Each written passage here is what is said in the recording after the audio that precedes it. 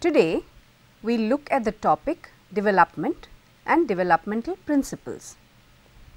Why should we understand what development is and why should we study it? Development is described as the growth of humans throughout their lifespan, from conception to death. The scientific study of human development seeks to explain how and why people change throughout life. This includes all aspects of human growth, including physical, emotional, intellectual, social, perceptual and personality development.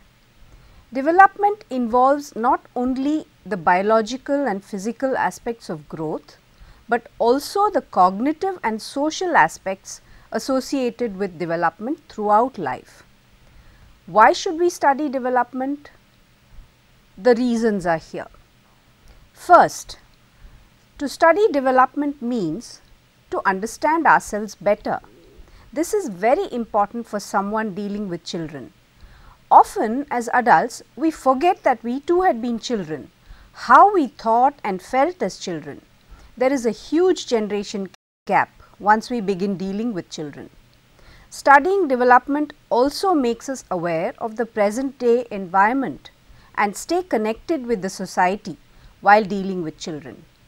Secondly, it facilitates learning more about our children. Sometimes dealing with one's own children is very difficult because of our personal expectations and cultural conditioning. Studying development helps us achieve better perspective when trying to know more about our own children. Thirdly, it enhances our knowledge of how to interact with kids. Greater understanding of children through studying development gets translated into meaningful interactions with children, our own and our students. Fourthly, one gets a holistic insight and approach to life. Fifthly, it helps us realize what is normal and what is not. This is very important in today's globalized world, where we have to interact with different people from different cultural backgrounds. Most importantly, studying human development makes it easier to identify the possible developmental problems in physical or cognitive progression in early childhood, and also the emotional struggles that happen later on in life. Being able to identify the potential problems is the most important objective. If the developmental problems are detected earlier, intervention can be started earlier, whatever be the situation. Early detection and treatment can yield improved results. Now that we know what development is and the reasons for studying it, let us look into the 5 principles of development. Development is lifelong. Normally, development is related to child development only, but one of the most important features of development is that it is lifelong. Some significant foundations for development are established in childhood, but real development is a lifelong process. We need to recognize that learning is not confined to childhood or within the classroom, but takes place throughout life and in a range of situations. During the last 50 years, constant scientific and technological innovations and changes have had a profound effect on learning needs and styles. Learning to acquire knowledge is no longer restricted to a place and time. Similarly, learning cannot be restricted only to school or college, nor confined to a particular location in order to apply the acquired knowledge. Instead, Learning can be seen as something that takes place on an ongoing basis from our daily interaction with others and with the world around us. Some of the problems involved in studying development as a lifelong process and not just a childhood process include studying the problems that are special to adults and youth. It involves a process, situations and experiences. During the process of physical and mental growth, do the adults think differently? With the exposure to different environment and circumstances, do adults find themselves adaptable? Does the accumulation of experience and knowledge change the behavior pattern? There are three key developmental domains in the lifespan perspective. The physical domain deals with the physical changes that an individual goes through. Height, shape of the body, weight fluctuations and puberty are all physical changes that can be included within the physical domain. Along with the physical changes, changes in a person's perception and how he or she experiences the world can be categorized within the physical domain. The cognitive domain deals with cognitive issues such as thinking, decision making processes and memory. Any cognitive function is classified within this domain. The final domain is the social domain. According to Boyd and Bee, the social domain includes changes in variables that are associated with the relationship of an individual to others. For instance, studies of children's social skills fall into the social domain, as does research on individual differences in personality. There are different domains in the lifespan perspective, the different periods of life that an individual passes through as well. There are 8 developmental periods that are covered within the lifespan perspective. From birth to 1 year, a child goes through the trust versus mistrust stage. This period can be classified as the critical period. This concept suggests that there may be specific periods in development when an organism is specially sensitive to the presence or absence of some particular kind of experience. For a child, the presence or absence of a parent or caretaker determines whether or not the child develops trust in his or herself. The second period of life is early childhood. Children of age 1 to 3 can be classified as being in early childhood. This period of life is the autonomy versus shame and doubt stage. During this stage of life, a child will develop new physical skills that will allow him or her to have more choices, and through these choices the child will develop a personal will. Middle childhood, ages 3 to 6, cover the initiative versus guilt stages of life. During this age range, children learn goal orientation through the organization of activities. For instance, children playing a game of hide and seek learn how to follow the rules of the game, organization, in order to win the goal of the game. This practice in goal oriented play develops the child's sense of purpose. Ages 6 to 12 or late childhood are the industry versus inferiority stage.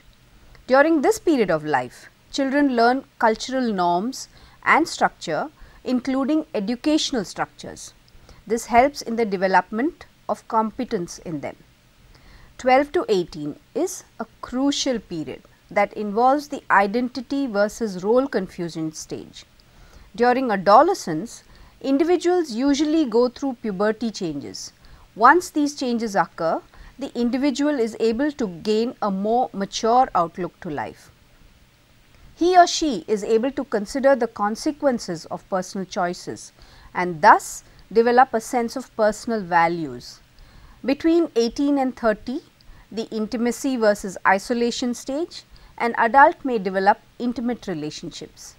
During early adulthood, many individuals decide to marry or live with a significant partner and start families of their own. Middle to late adulthood, which begins at age 30, is the generative versus stagnation stage. This stage of life is centered on caring. Adults in this stage of life focus on raising their children and find ways and means to become successful in their careers. At this stage of life, an individual learns to show concern for others rather than remaining focused on the self. Lastly, late adulthood or the integrity versus despair stage, individuals become self-accepting and become wiser with life experiences. There are many concerns related to the lifespan perspective of human development.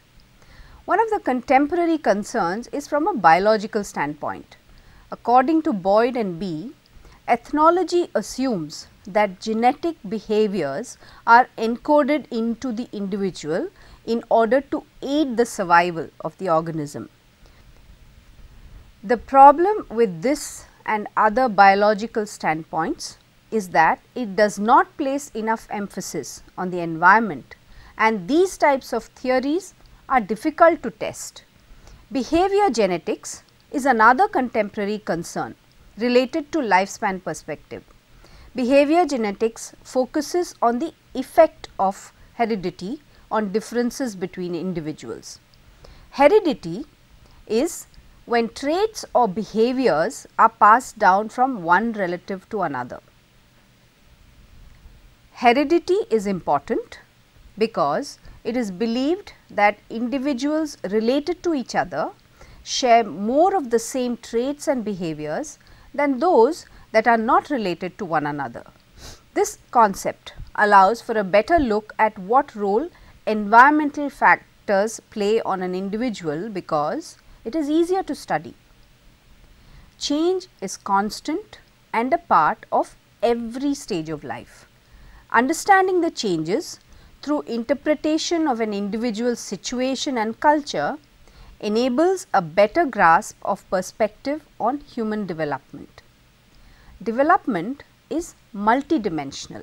By this we mean that development is affected by many intermingled factors such as biological, psychological, cognitive and socio-emotional forces. Multidimensional simply means that development is not linear, moving in one direction with a predictable pattern. Instead, it points to increases or decreases, gains or losses, predictable growth or unexpected changes.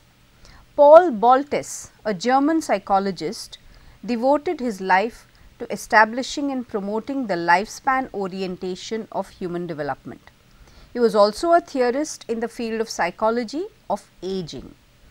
Boltes argues that there are 7 key features which impact human development across the lifespan. 1. Development occurs across one's entire life. 2. Multidirectionality and multidimensionality. 3. Development as growth and decline. 4. The role plasticity plays in development. 5. The influence of socio-cultural condition on development.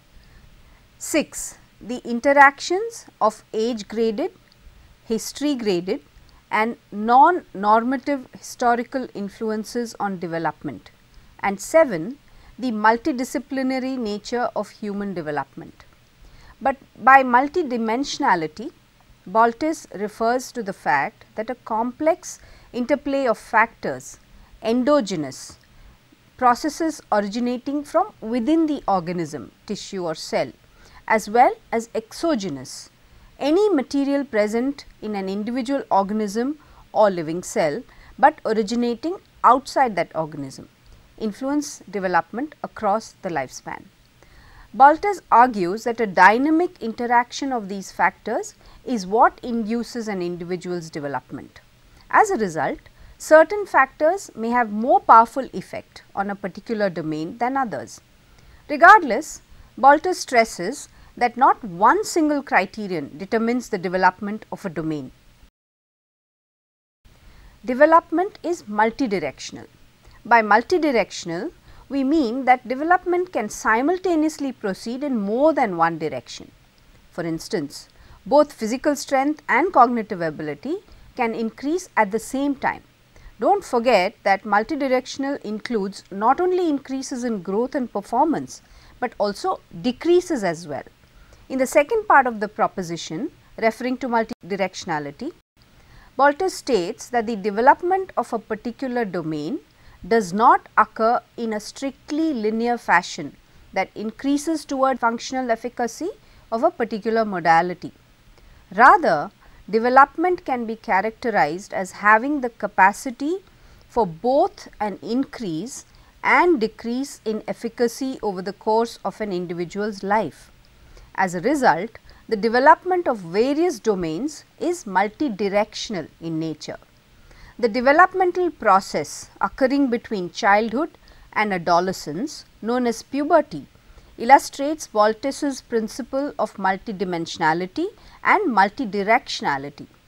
Puberty is described as a period of rapid morphological body changes, including physical growth and hormonal changes, as well as myriad psychological and social contextual changes.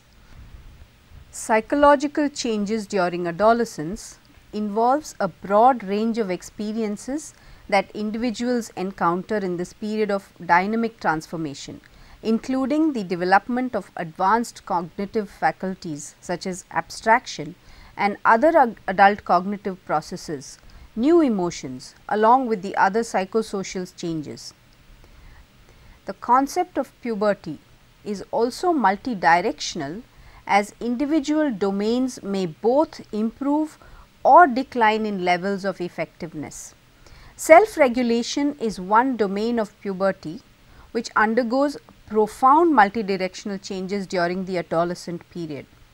During childhood, individuals have difficulty in the effective regulation of their actions and impulsive behaviors. Scholars have noted that this lack of effective regulation often results in children engaging in behaviors without fully considering the consequences of their actions. Over the course of puberty, neuronal changes attempt to deal with this unregulated behavior by increasing one's ability to regulate emotions and impulses. Inversely, the ability of adolescents to engage in spontaneous activity and creativity, both domains commonly associated with impulse behavior, decreases over the adolescent period in response to changes in cognition. In the end, neuronal changes to the limbic system and prefrontal cortex, which are associated with puberty, lead to the development of self-regulation and the ability to consider the consequences of one's actions. Development involves gains and losses. Bolter argues development across the lifespan is influenced by the joint expression of features of growth, gain, and decline, loss. Extending on the premise of multidirectionality, this principle argues for the existence of a parallel process of development that is composed of both gains and losses. Bolter argues that factors which contribute to gain or loss are not in equal proportions, but adjust according to systematic age-related shifts. An individual's development occurs within the framework of this dynamic relationship. This relation between developmental gains and losses happens in a direction to selectively optimize certain capacities which require the sacrificing of other functions. This process is known as selective optimization with compensation. According to the process of selective optimization, individuals over the lifespan prioritize particular functions above others, reducing the adaptive capacity for specialization and the improved efficacy of other modalities. The acquisition of effective self-regulation in adolescence illustrates the gain-loss paradigm put forth by Bolter. As adolescents gain the ability to effectively regulate their actions, they may be forced to sacrifice features selectively to optimize their reactions. For instance, individuals may sacrifice their capacity to be spontaneous or creative if they are constantly required to make thoughtful decisions and regulate their emotions. Adolescents may also be forced to sacrifice their reaction times toward processing stimuli in favor of being able to fully consider the consequences of their actions. Development is plastic. Plasticity is the term researchers use to emphasize that development is highly flexible. Plasticity is highly variable. Some people seem to adapt much more readily than others. Unfortunately, plasticity seems to decline as time goes on. But remember, since plasticity is highly variable, the rate at which it declines can differ substantially from one individual to another. Applications of plasticity. Neuronal plasticity, or the capability of the brain to adapt to new requirements, is the prime example of plasticity, stressing that the individual's ability to change is a lifelong process. Recently, researchers have been analyzing how the spared senses compensate for the loss of vision. Without the visual input, blind humans have demonstrated that tactile and auditory functions still fully develop. The superiority of the blind has even been observed when they are presented with tactile and auditory tasks. This suggests that the specific sensory experiences of the blind may motivate the development of certain sensory functions, namely tactile and auditory. One experiment was designed by Robert Roeder, the American biologist, and his colleagues to clarify the auditory localization skills of the blind in comparison to the sighted. They examined both the blind human adults and the sighted human adults' abilities to locate sounds presented, whether the sounds are central or peripheral to them. Both congenitally blind adults and sighted adults could locate a sound presented in front of them with precision, but the blind were clearly superior in locating sounds presented laterally. Currently, brain imaging studies have revealed that the sensory cortices in the brain are reorganized after visual deprivation. These findings suggest that when vision is absent in development, the auditory cortices in the brain recruit areas that are normally devoted to vision, thus refining them further. A significant aspect of the aging process is cognitive decline. The dimensions of cognitive decline are partially reversible, however, because the brain retains the lifelong capacity for plasticity and reorganization of cortical tissue. Manke and colleagues developed a brain plasticity based training program that induced learning in mature adults experiencing age related decline.